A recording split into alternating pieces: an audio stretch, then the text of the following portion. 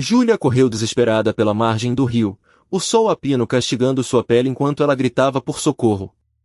Seus cabelos negros estavam desgrenhados, e seus olhos castanhos pareciam ter visto o inferno. Ela carregava uma pequena mala em uma mão e uma trouxa de roupas na outra, enquanto com a outra mão tentava afastar os galhos de uma árvore que pareciam querer agarrá-la. Era uma mulher de 25 anos, filha de uma família de pescadores ribeirinhos, mas com um quê de estranheza nos olhos, um traço que denunciava sua ascendência indígena.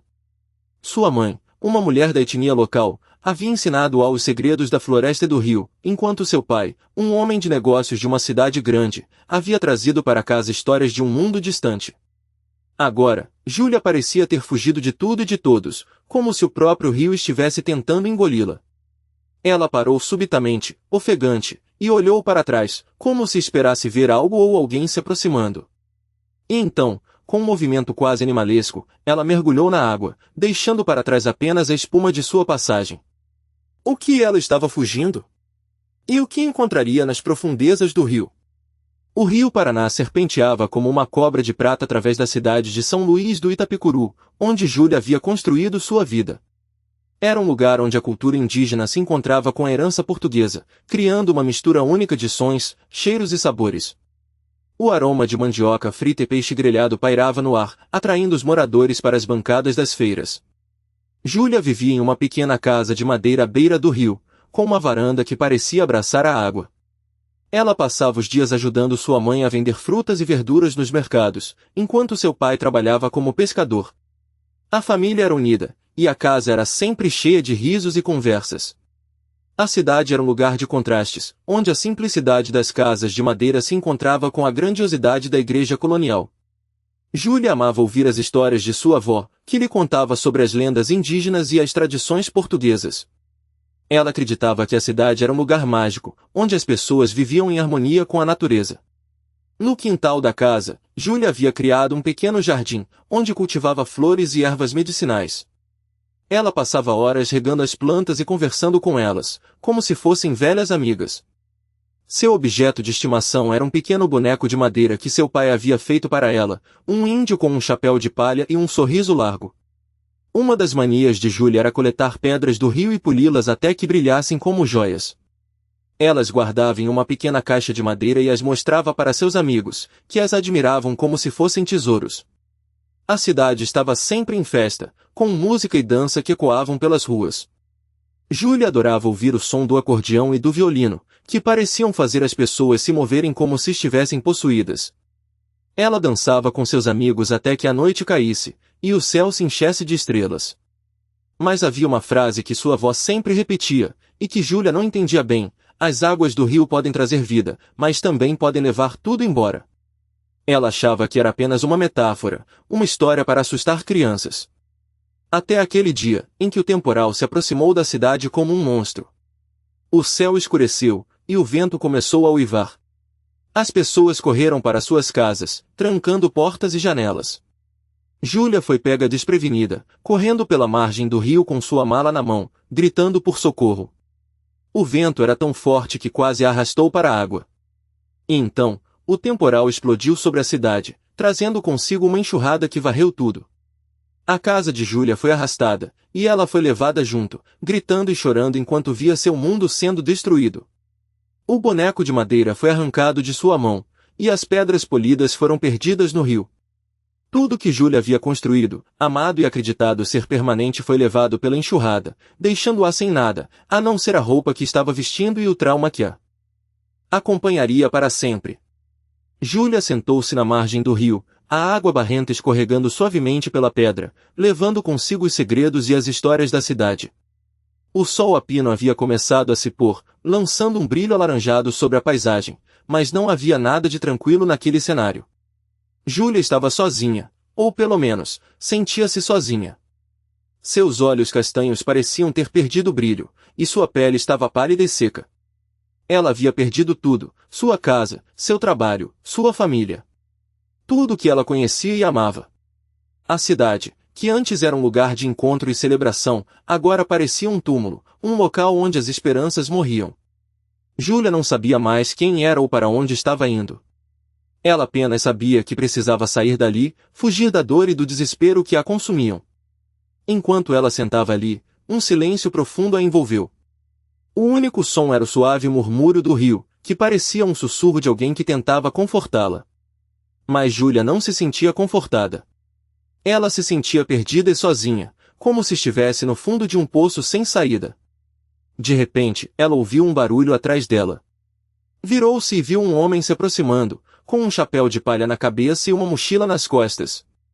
Ele parecia um viajante, alguém que havia percorrido longas distâncias e estava cansado. Júlia não o conhecia, mas havia algo no seu olhar que a fez se sentir um pouco mais tranquila. "Posso me sentar aqui?", perguntou o homem, com uma voz suave e rouca. Júlia fez um gesto com a mão, indicando que sim. O homem se sentou ao lado dela, sem dizer nada por um momento. Apenas sentaram ali, olhando para o rio. "Meu nome é Luiz", disse ele, finalmente. "E você?" "Júlia", respondeu ela, com uma voz quase inaudível. Luiz olhou para ela, com uma expressão de compaixão. "Você parece estar passando por um momento difícil", disse ele. Júlia não respondeu. Não sabia o que dizer. Luiz também não disse mais nada. Apenas sentaram ali, em silêncio, enquanto o sol se punha atrás das montanhas. Foi um momento de silêncio que pareceu durar uma eternidade. Mas foi também um momento de encontro, de conexão entre duas pessoas que estavam sozinhas no mundo. Júlia sentiu que Luiz não a julgava, que ele não a via como uma pessoa quebrada ou perdida. Ele apenas a via como alguém que estava ali, naquele momento. E naquele momento, Júlia sentiu uma pequena semente de esperança germinar dentro dela. Não era uma esperança grande ou forte, mas era algo. E foi isso que a fez olhar para Luiz, com um pequeno sorriso nos lábios.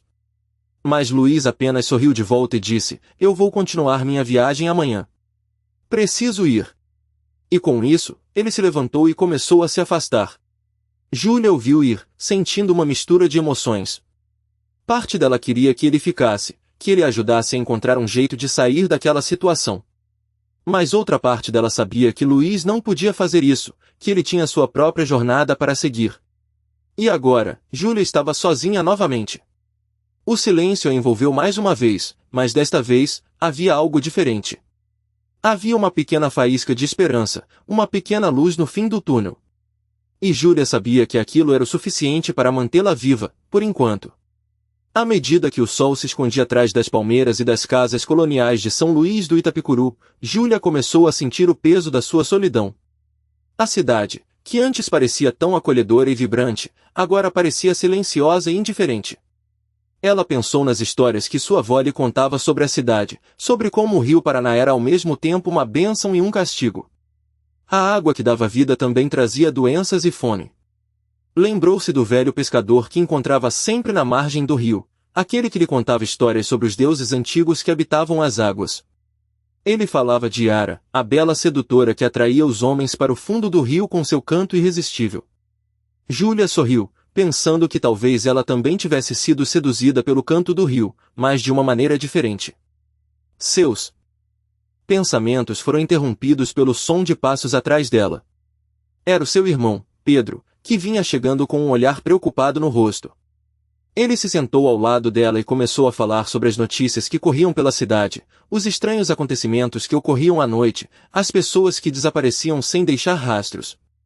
Júlia sentiu um arrepio na espinha ao ouvir as palavras do irmão. Foi então que ela lembrou das conversas que havia tido com o padre da cidade, um homem sábio e bondoso que lhe falava sobre a importância da fé em tempos de crise. Ele dizia que a verdadeira força não vinha das respostas, mas das perguntas que fazíamos a nós mesmos.